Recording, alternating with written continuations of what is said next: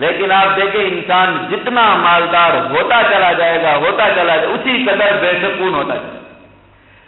اسی قدر اس دنیا کے پیچھے پاگل ہوتا چلا جائے گا، اسی قدر اس کے کام کے اوقات بڑھتے چلے جائیں گے، آرام کے اوقات ختم ہوتے چلے جائیں گے، اسی قدر اس کی خوراک محدود ہوتی چلی جائے گی، اسی قدر دنیا کی لذتیں اس کے لیے ختم ہوتی چلی جائیں گی۔ 1 منٹ کی فرصت نہیں کہ بیٹھ کر اپنے بیوی بچوں سے بات کرنے کی لذت لے سکے، 2-4 منٹ کی اتنی فرصت نہیں کہ اپنے دوستوں کے ساتھ گپ شپ لگا سکے، ابھی تو مجھے فلاں کام بھی کرنا ہے، فلاں کمپنی کو دیکھنا ہے، فلاں فیکٹری کو دیکھنا ہے، ایک کے بعد دوسری بنانی ہے، دوسری کے بعد تیسری بنانی ہے۔ معلوم ہوا کہ پیسہ آنے سے تو سکون آ نہیں رہا بلکہ ختم ہوتا چلا جا رہا،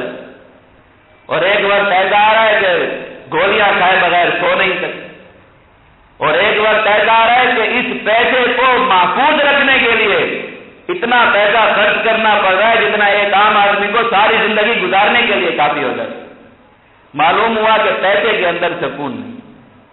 دنیا زیادہ مل جانے کے اندر اللہ نے سکون نہیں رکھا۔ سکون اللہ رب العزت نے کس چیز میں رکھا کہ تم اللہ رب العزت کے ذکر پر آ جاؤ۔ الذین آمنوا وعملوا الصالحات طوبی لہم، وہ لوگ جو ایمان لے آئے، اچھے اعمال کرے، ان کے لیے دنیا میں بھی خوشخبریاں ہیں، آخرت میں بھی خوشخبریاں ہیں، ان کے لیے سکون ہی سکون کی زندگی ہے۔ الا بذکر اللہ تطمئن القلوب، جن کے قلوب اللہ کے ذکر کی طرف متوجہ ہو گئے، اللہ نے انہیں سکون نصیب فرما دیا۔ اب ان کے پاس 2 وقت کی روٹی اگر موجود ہے، اپنے بیوی بچوں کے لیے چند دن کا نفقہ موجود ہو، سکون کے ساتھ وقت پر سوتے ہیں، سکون کے ساتھ وقت پر اٹھ جاتے ہیں، اللہ کی عبادت کا وقت اللہ کی عبادت میں صرف کرتے ہیں، انسانوں کے حقوق کا وقت انسانوں کے حقوق میں صرف کرتے ہیں، اپنی مرضی کا کھاتے ہیں، اپنی مرضی کا پہنتے ہیں، انہیں کوئی پریشانی ایسی نہیں ستاتی کہ نرم بستر پر پڑے اور وہ کانٹوں کی سیج بن جائے، ایسا نہیں ہوتا۔